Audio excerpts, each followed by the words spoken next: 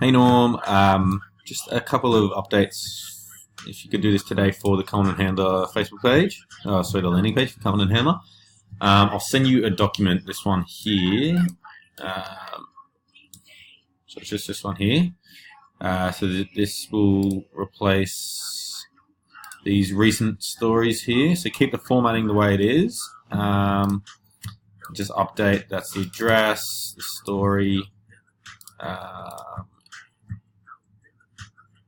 and then jump into the links of each to get a good image.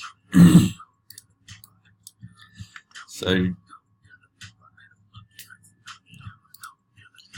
for Brown Street, let's use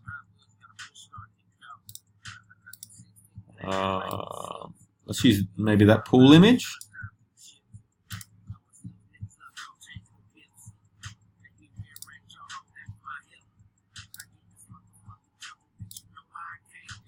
Let's use this one. Use that kitchen image for Brown Street. For Pelican Street, let's use this image for Pelican Street. I'm thinking. Yep, use that one there. And for the third one, for New Street, use this image here, the lounge room. For each as well, section here that has the bedroom and bath. Let's do car as well, so you know. But do it. Just take the numbers for that's bedroom, bathroom, car. If you can get the little logos that they use on these sites, on the realestate.com site, and replace it with this here, so rather than have bed, have a little bed icon. But yeah, just make sure you include those as well if you can. If it's too hard to use those little logos there, the images, just keep the words. So make sure you do bed, bath, and car. Pull them from there. Update the address there, and then the story.